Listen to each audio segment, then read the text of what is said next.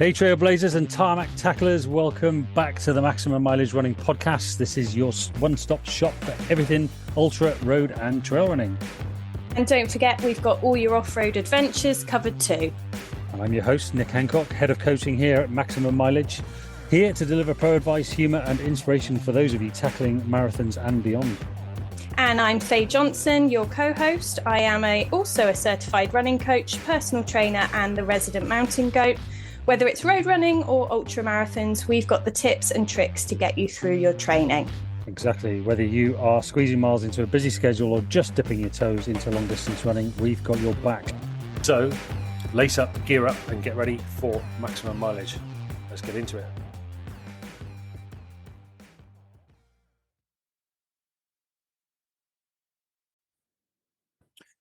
Faye, delighted to welcome you onto the podcast as a guest. What's that about? I know, right? Indeed. Yes. No, I think I'm absolutely excited actually about talking to you about you and your running and introducing you to all of our listeners and potentially people that we may coach or just want to listen to our jibber jabber. Yes, absolutely. Yeah. So Faye, welcome to the podcast. You are a coach with Maximum Mileage. So tell us a little bit about Faye before we talk about you running. I want to hear about Faye. Who is Faye and what does Faye love to do and where's Faye from and all of that good stuff. Oh, the question that leads to where's Faye from? And often people go, oh, here we go. So born a Scouser, and then before I was able to notice, I was whisked down south and spent the rest of no Scouse accent at all. No. So left the Wirral aged 4, maybe younger, and then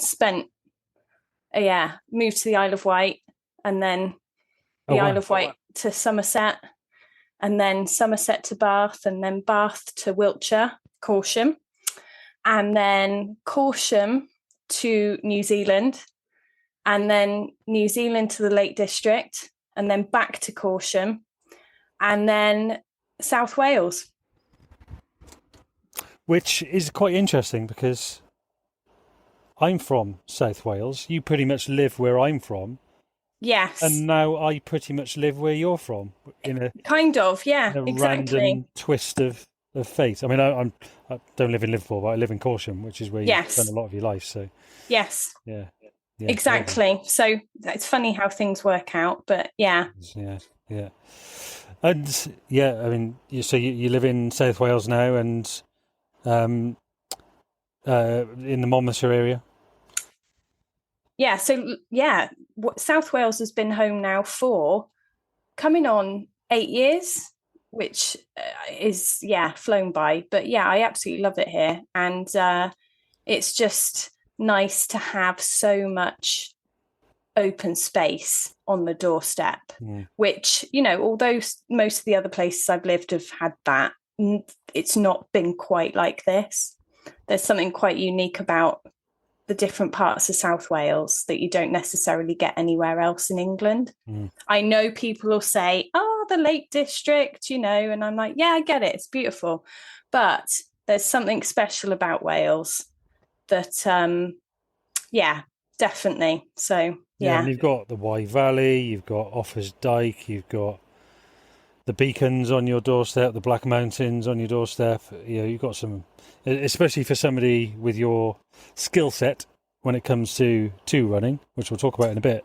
That's just absolute heaven for you, isn't it?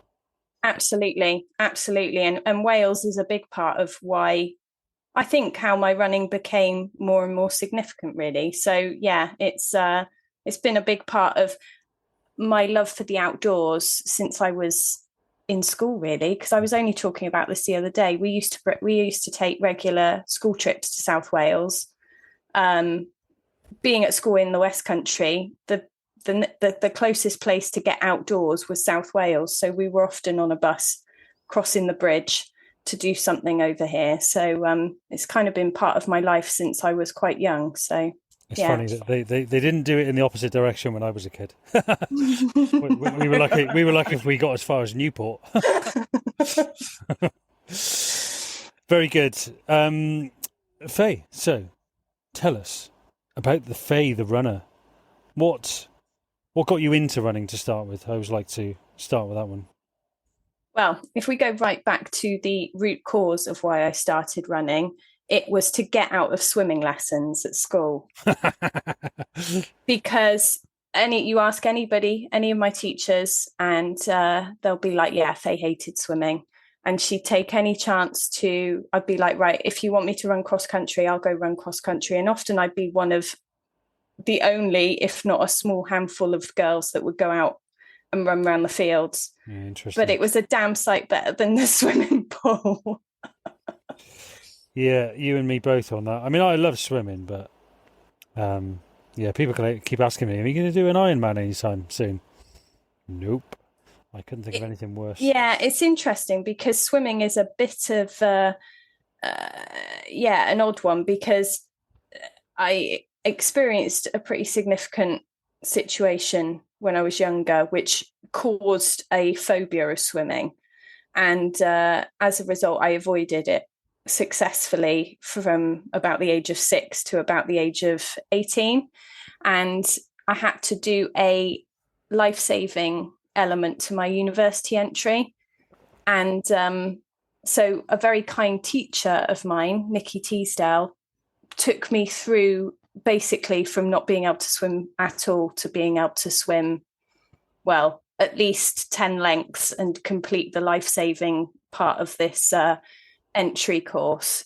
And funnily enough, that kind of started me on that kind of, actually I can swim, and a whole other story. But I got into triathlon and completed a half Ironman. Yeah, you did, didn't you? So it kind of worked out, and now I do like swimming.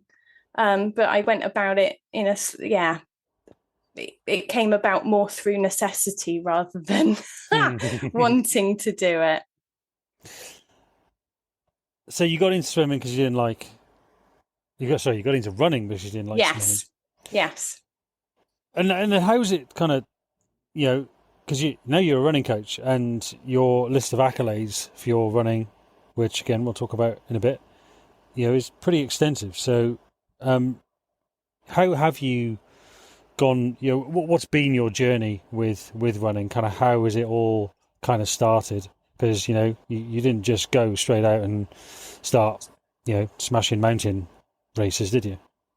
No, it started from a love of the mountains and a love of the outdoors. Back again in school with a big rucksack and walking boots. It started with hiking and walking, and then trips to the Pyrenees and Morocco. Again, big rucksack, hiking boots. There wasn't a bit of kind of fast packing in sight. There wasn't a pair of trail shoes. But that's kind of where it started in my late teens. And then a lady that is now a very good friend that I met on this Pyrenees trip suggested to me, hey, Faye, there's this great run that goes along the Jurassic Coast in Dorset. It's 3 marathons over 3 days. I've done it before. Do you fancy having a go? And I must have been 18, going on 19, I was like, of course I do. So I signed up to this race, having probably run no more than a 10K race. And that was genuinely the first kind of running distance off-road thing that I did. And it just hooked me. And I did do myself no favors, and I couldn't run for about 6 weeks afterwards because I was so underprepared. I was going to say, I mean, that's the kind of event that I know a few pretty serious runners go and do, and they're knackered after 3 days. So to just go and sort of go, yeah, I'll go and have a go at that. Yeah, totally. And I think whether that's youth or stupidity, I'm not sure, but I did that race and I just loved it. I just absolutely loved the whole concept of being able to get yourself from one point to another under your own steam. And I just vividly remember being fueled by 90% flat jack and then 10% flat coke, I think. But yeah, had an absolute blast. And that was probably the first thing I did that really kick-started that whole off-road distance running. Mm-hmm. And I didn't see it as racing. I saw it as a challenge to get from A to B. So in my head, it was never a race at that point. It was let's see if I can push myself and see how far I can go. And that's kind of where it started. Yeah. And where's it gone to over the years? What have you achieved with your running? What are the things that you're most proud of with your running? I think it's funny because I started to see success in my running when I was living in New Zealand. And people might say, oh, well, it's quite a small pond, but it's not, in the sense of, you've obviously, the island of New Zealand is quite small, but the athletes that are out there are incredible. And there's quite an amazing trail running history in New Zealand as well. Exactly. And I was doing, and kind of half marathon was the kind of distance I focused on when I was out there, off-road half marathons. And I was finding myself kind of finishing in the top 3 of these races. And I was like, oh my God, I just thought, oh, this is cool. I wonder what I need to do to kind of continue this. And that really started it. And then I then came back from New Zealand and I really hit triathlon very hard. And so there was about 3 years where triathlon was my life. And then I decided this is too time consuming, and went back to the just running. And that subsequently was when I moved to Wales as well. But I think it was kind of getting myself from that point where I thought, oh, this is going really well, to then just running with, I think, looking back on it, no pressure. And as I ran, I found myself getting quicker and entering races because, like that first race I entered, I just wanted to see what I could do and how much I could challenge myself. And as a result of that, I think, if I think back, one of the first significant things that I achieved was it was an ultra marathon in 2017, I think it was, or 2016, somewhere around there. And it was along the Gower in South Wales. And it was, I think it was about 40 miles, something like that. And I came second in this ultra. And I was like, again, thinking, bloody hell, this is, yeah. And again, I can't say to you that I did it with any sounds. I don't mean to sound like I didn't try, because I did try, but I didn't go into it with any kind of, I will win this or I will get a podium finish. I just wanted to see what I could do. So did that race, and subsequently over the next year or 18 months, I was doing races locally and kind of further afield in Wales, and kind of finding myself either finishing in the top 3 or the top 5. And the next significant one was probably when I did Man versus Horse, which is quite an iconic Welsh crazy race where a large group of humans race against a large group of horses. And the first time I did it, I was second lady. And again, I was just like, I can't believe it. And that, I think around that time was when I really started to think, do you know what? I started to think I want to do well when I enter a race. I want to see if I can achieve that kind of at least top 5 or top 3 in a race. And Man versus Horse is a prime example of, so that year, I think it was 2017, I was second. I went back in 2018, I came third. And then in 2019, I went and I came first lady. And I was that, I was super chuffed. And 2019 was the year, I refer back to it as the golden year. Because that was the year of winning man versus horse. I also came in the top 3 of winter trail half. And then I also won the night trail race at Coed y Brenin. I won that, which is an enduro event. So I think it was as many laps as you could do, this 5K lap, as many times as you could in 3 hours. Yeah. And I won that in 2019. And I also, going back to your original question, I suppose one of my biggest, if not my biggest kind of achievement has to be earning a Welsh vest in 2019 in mountain running. So we were selected and then we raced the Snowdon International race. So that's from the bottom of Snowdon in Llanberis up the Llanberis path and then back down as quick as you can. And for me, that was just, I just remember thinking, I can't believe I've done that. I'm not even Welsh. I know, yeah.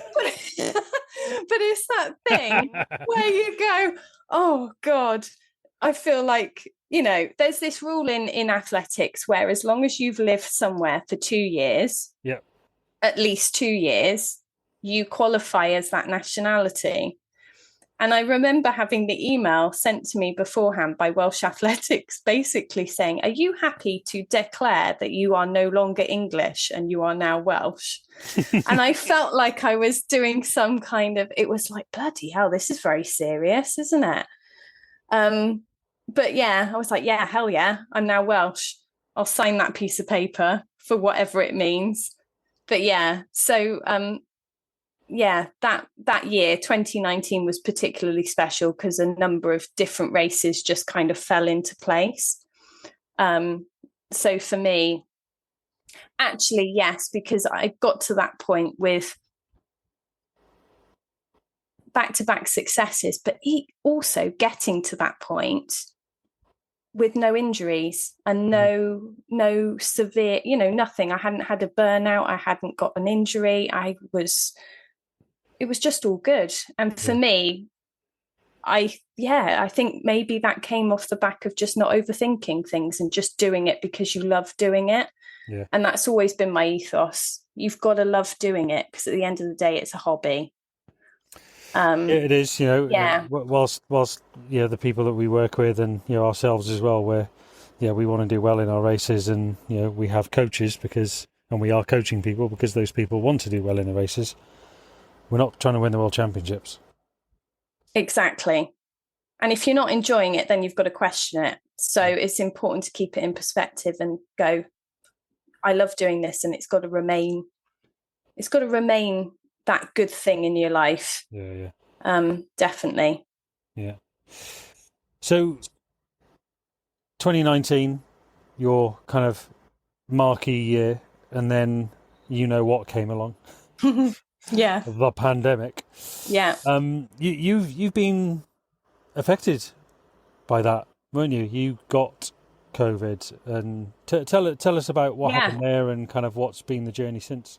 Yeah. So, funnily enough, in the March of 2020, I was in Mallorca preparing to do a race, actually, just as they called the actual panic of COVID and decided to shut the borders of Spain.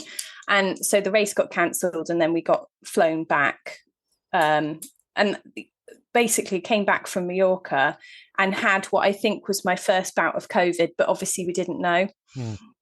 And I was ill, but not hugely ill, for about a week, 10 days.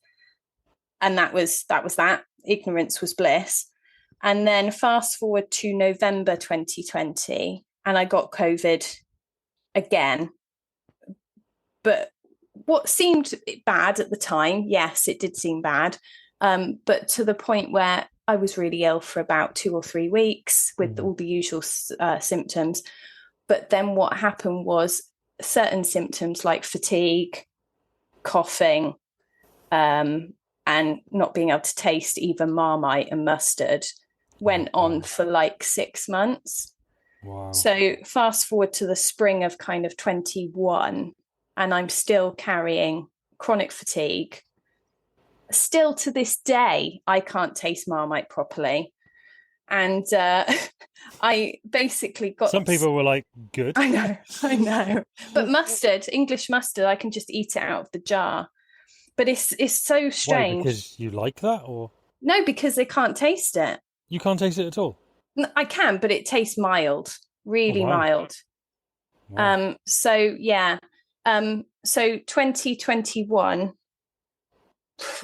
we're going into the summer now. I'm still really tired. I've managed to, so let's say from November, I then went on my first run probably in January, and it was like 5K, and it was almost walking pace. Yeah. And then this just continued, and it went on, and it went on, and I'd do some form of exercise and I'd be knackered, and it just went on. And I was running, but I was running slowly. I was running, and then I was going home and having a lie down.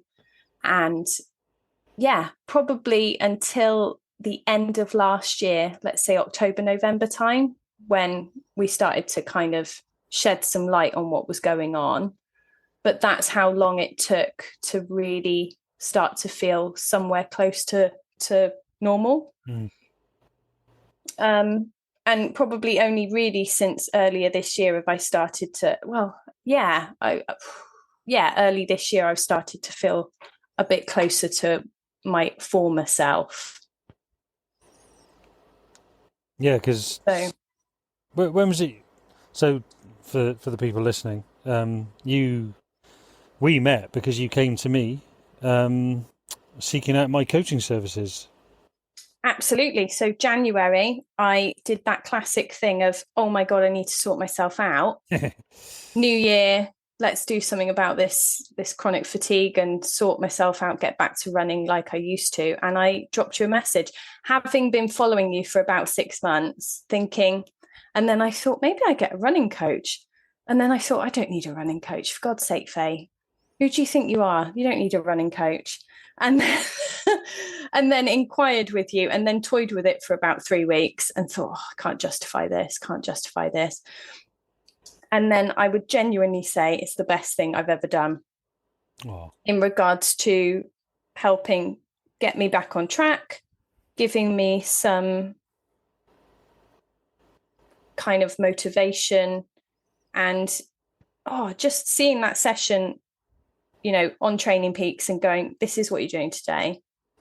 But equally, if I'm not feeling up to it, knowing I can go, right, Nick, I'm not feeling up to this. Can we adapt it or can we change it? Yeah. And that is fine as well. But having that reassurance that if you miss a session or you have to change a session, the world will not implode.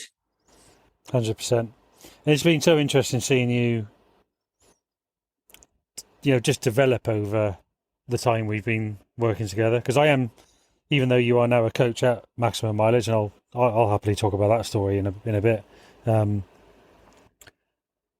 Still coaching you now with your running, and to see you, tickling times that you were doing in your heyday and running confidently and just enjoying it. Going back to that point about enjoying it, seeing you enjoying your running again, and getting excited about doing things.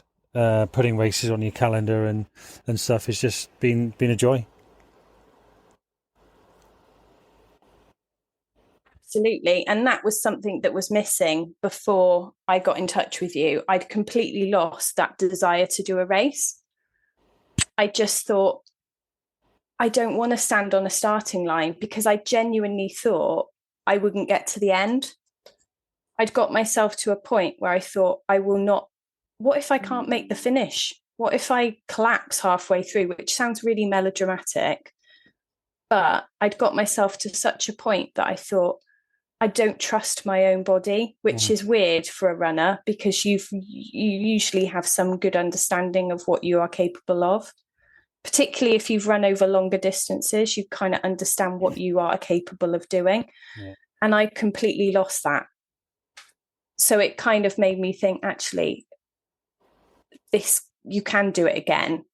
But I don't think I could have done it on my own, if truth be told. So yeah, it's been a game changer. And it's just so it's so interesting just to hear somebody who is, it is a running coach. You've been a running coach for ages, but I have a coach. You have me coaching you, and I have somebody coaching me. And I mean, in fact, I think it was my coach, and then somebody coaches my coach. In fact, it's Sir Mo Farah's ex-coach coaches my coach. Okay. So all the best coaches have coaches, is what I say, because you can't do it on your own. I think that's the thing, is that running is not a solo sport, and if you can get help and have somebody working with you, then happy days. Oh, I totally agree. And yeah, you do spend quite well, if you're anything like me. Again, ask anyone I know, that I tend to run alone a lot. I don't know if it makes me an antisocial so-and-so, but for me, it just works. And I do stress out. I stress out at the thought of going out with someone else, unless it's for, it's a bit different if it's just like a little outdoor mountain adventure. But if there's any more structure to it, then I'm like, no, I'm doing this on my own. Like we've done.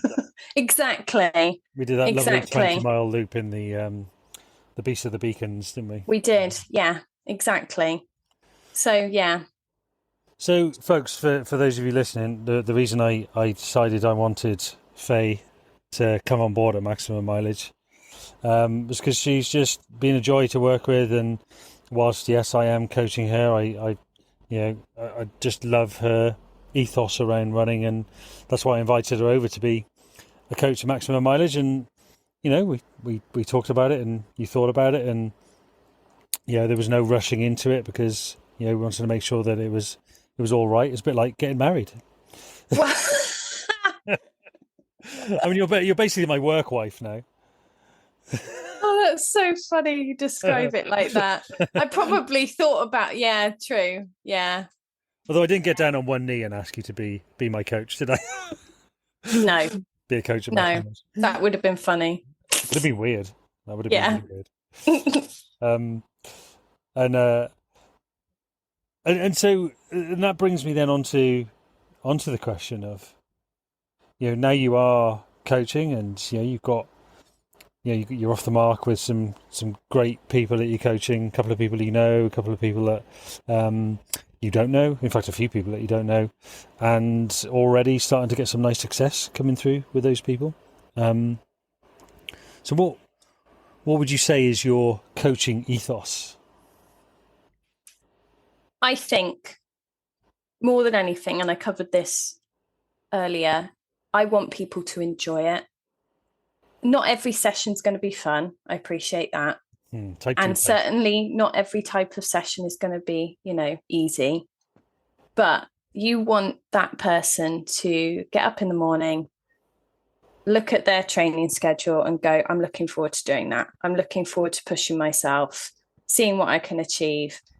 But equally, being there for them to support them if, for example, they don't hit the target or they don't complete the session. Because like I said, it's not the end of the world, is it? You miss a rep, or you miss a session for whatever reason. It's not significant in the bigger picture. And I think we often say this, and it is a bit cheesy, but if you keep that consistency and you keep that routine, that's where the results come. Yeah. And I think it's making sure people know, supporting them when it's good, obviously, but also supporting them when it doesn't work out quite as they hoped or wanted it to. And there's always tomorrow to try again and see what you can do. And take from, like we always say, there's something to learn from every session, whether it goes to plan or not. But yeah, more than anything, I want people to enjoy it and enjoy the process and want to do it, and not be scared of asking me, Faye, can you change this session? Because I don't know if I'm up for that. Or, I'm very much one of those people that, the door's always open, and I always want people to feel like they can ask any question, because no question is a silly question. And I think it's about supporting. This is, again, something I'm really passionate about, but supporting people as a whole person. We often talk about this, supporting people with their whole life, because there's so many facets to someone. And if you can support someone holistically, that's where you see success. And I think that's really important. Yeah, 100%. We work with people who've got busy lives and kids and jobs and stressful stuff going on, and okay, you need to maintain that consistency, but missing the odd session because work overran, or you just had a shit day, although running does help with that, isn't going to make or break you in the grand scheme of things with all the hundreds of miles that we do. So exactly. And you don't want the running to become one of the stress factors. Indeed. We've got enough of that going on. You want that to be the thing that you can kind of go to. Yeah. And when you go running, that's your time, your space, your thing, away for it's you don't want it to become one of those stressors. So I think that's really important. Yeah. Sorry, I pressed the wrong button on my laptop then. One of the questions I wanted to ask you, being a female coach, because I'm male, and whilst I'm very comfortable talking about things like periods and hormones and menstrual cycles and all of that sort of stuff, you are a female coach, first of all, but you also bring with you qualifications. You're doing stuff with a great setup called the Well HQ, and you've actually just written a fantastic article, which is on the Maximum Mileage blog, about training when you are going through your menstrual cycle. And if anybody's listening and want to go and read that, whether you're male or female, go and have a read of it.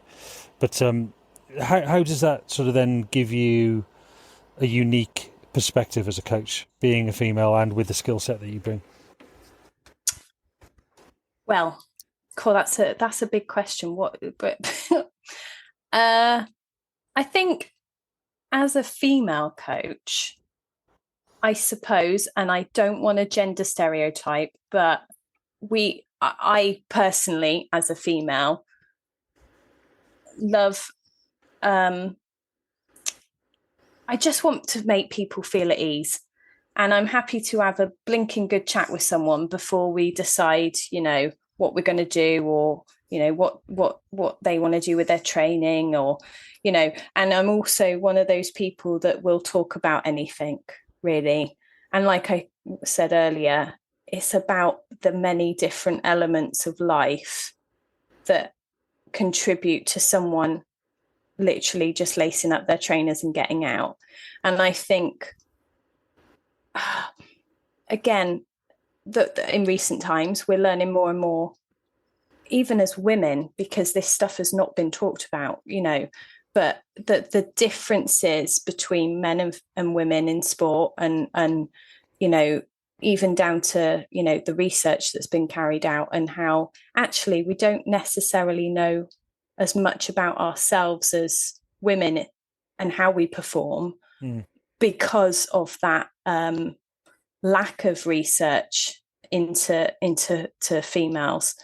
And I think we're all still learning, because it's all still new. I just want to interject there, because I think I've heard David Roche say this before on his podcast, and some of the other running coaches here, and you mentioned about the lack of research, and people will be thinking, what do you mean lack of research? But I'm not kidding. If you pick up any scientific paper about running, you can almost pretty much guarantee that it is going to be a cohort of 25-year-old male collegiate athletes. It's, in fact, if I've remembered this correctly, 6% 6% of research is carried out on women. Wow. 6%. That's horribly And shit. that's pretty awful. And I'll be Yeah. honest, until I guess maybe I'm one of those people that's kind of gone through life slightly blinkered to it. But equally, I think I've been a woman in, I suppose, more male dominated kind of hobbies and things. And you kind of forget, it's very easy to forget as a woman sometimes that you're not one of the lads. If you do, you know, particularly any woman that takes part in outdoor activities or outdoor sports, or you tend to fall into a group with a bunch of guys. And I'm going back now, you know, 15 years, and I know things are different now, but that kind of, we kind of just become one of the gang, one of the lads, and you don't think about the differences. And then as you get older, maybe as you get older, you start to think, hang on a minute, that's made for a man, or that piece of kit does not fit me because it's made for a man. It's funny, actually. Yeah, rucksacks are a prime example. You know, I do not need to be carrying soft bottles on my boobs over 50 miles. And I know that sounds really silly, but you've got a bra on, and then you've got your like running vest on, then you've got 2 bottles in there, and let's say there's any kind of movement, oh hang on, you've got a t-shirt in there as well, maybe 2 t-shirts, and you're just like, bloody hell, this is a lot of stuff going on, and it's just not comfy. It's funny, actually. I was talking to one of the athletes I coach, and she's eyeing up a running vest, and for some reason I could have sworn that Solomon made women's fit vests, but I went on their website and it was all unisex. They used to do women's. I mean, I haven't bought a new running vest for a while, so I will say, and to be fair, both of my running vests are unisex, and I wear an extra small in both of them, and they're both still slightly too big. And I mean, I'm small, but I'm not the smallest of female runners, as in, you know, there are women out there that I see on the trails that are smaller than me. So it's tricky, because kit's just the start of it, really, because, you know, it's come a long way. It has come a long way, and some of the stuff you can get now, but we almost seem to be going back again to the unisex world. Whereas we had that period of time where we had women's kit and men's kit, and now we're merging back to unisex kit, which isn't always the best thing, depending on your chosen activity or sport. But yeah, I just think as a woman in running, you know, I just think it's important to talk about all elements of you as a human being, and those things that impact your running. So like you briefly covered, talking about the menstrual cycle and how much that impacts your training, and how it can be beneficial to do more intense training at the start of your cycle, and then, you know, kind of decreasing the intensity come the end of the cycle and when you're on your period, because, you know, you're tired and you're more susceptible to DOMS, and you're not necessarily going to perform as well as you do at the start of your cycle. You know, there's so many different parts. And I only started looking at my own cycle after experiencing really bad panic attacks. And I mean, we're going back 8 or 9 years, but I started tracking my cycle. And you don't have to start tracking your cycle just because you want to get pregnant. It's a very useful tool for life, and the people in your life, might I add, because you can kind of start to understand why you behave the way you do, and why you do certain things at certain times of the month, and why, if you go for a run, you know, the day your period starts, that you might feel a bit rubbish. Or if someone, you know, you've programmed a really intense speed session a few days before your period is due to arrive, and you think, I'm not hitting those intervals. Well, there's a reason for that. because your estrogen and your progesterone are low. And so you're not going to perform as well as you would, in the middle of your cycle. So there's lots of things to think about. And I always think it's worth taking the time to think about these things to get the best out of your training. Yeah, yeah. And I think you answered the question there. What do you bring as a unique perspective? Whilst I know some of that stuff and I apply some of that stuff to my coaching, I think anybody listening who wants to work with somebody who knows that stuff really well, because I know there are plenty of women. I've worked with plenty of women that really struggle around their cycles to understand a little bit about what they should and shouldn't be doing and listening to their body, and I think you certainly help them with that. Let's start to wrap up, but before we do, you've been on both sides of the coach-athlete relationship. What do you think you've learned from being coached that you now apply to your own coaching?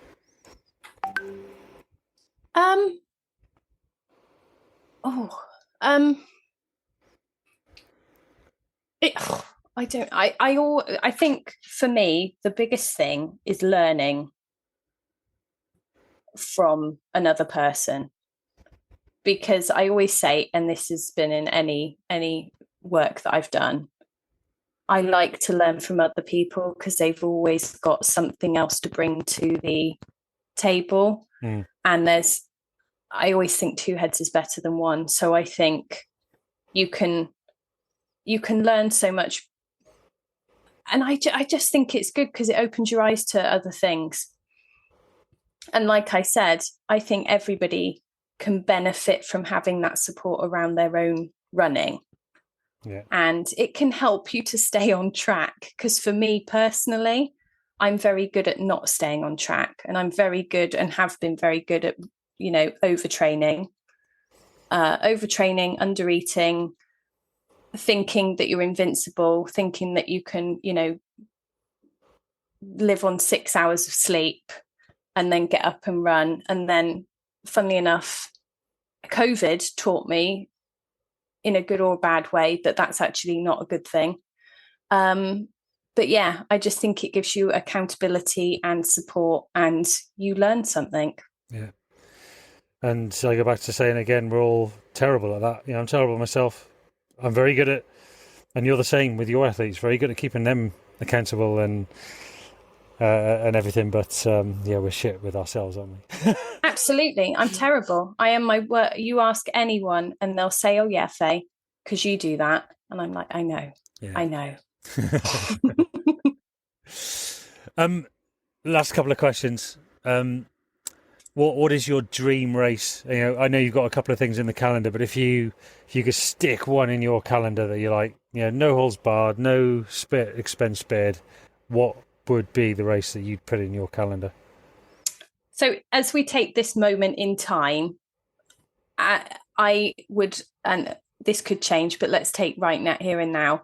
It's the Pyrenees stage race, which is a 200k race over 7 days. And the best bit about this race is you get to stay in a hotel, eat and sleep, and then go again. So there's none of this like camping or having to sleep on a bench. No, because this is why I like stage racing, where there's, like a bed and a meal, and then I can get up in the morning, dress in fresh clothes and go again.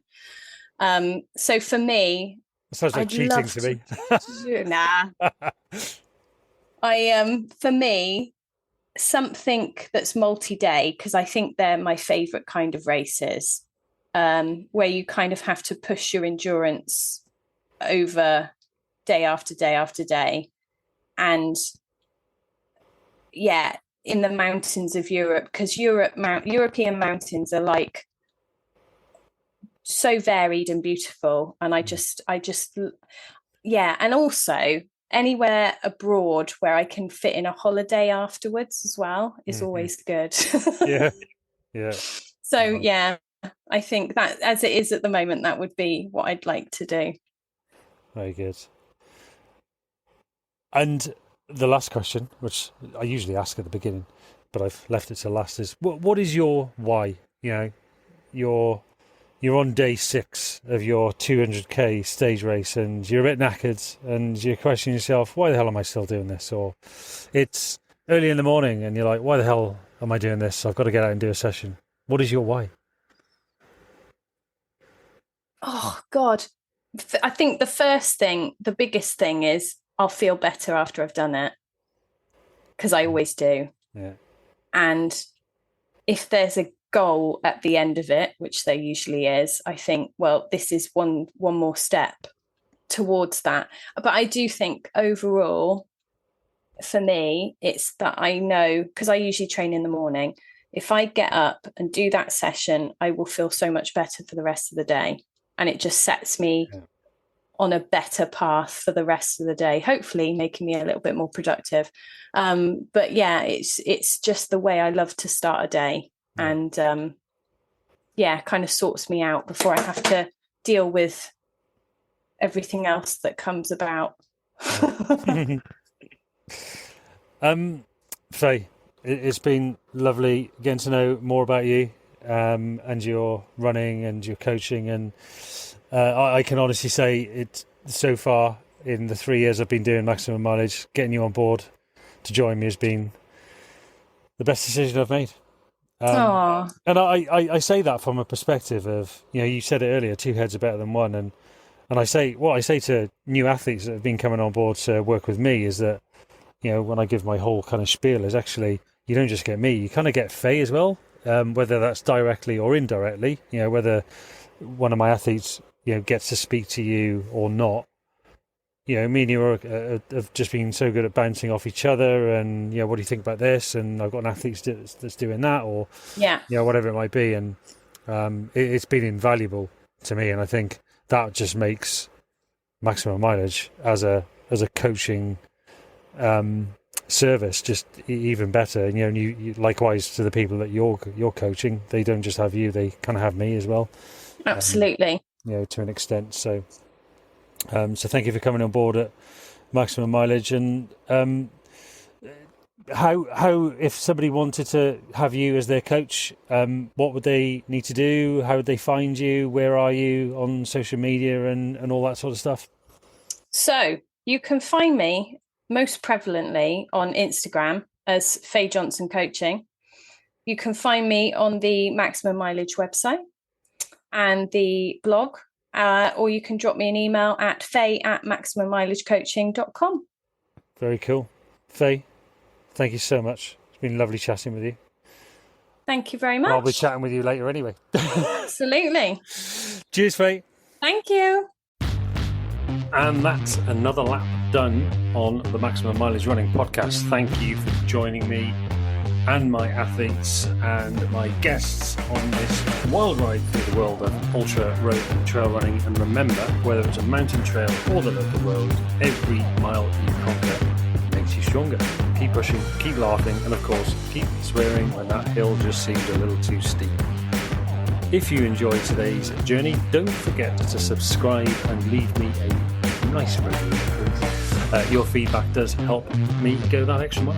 Until next time, this is your host, Nick Hancock, reminding you to make every mile count. Run long, run strong, and run with maximum mileage. Catch you on the next run.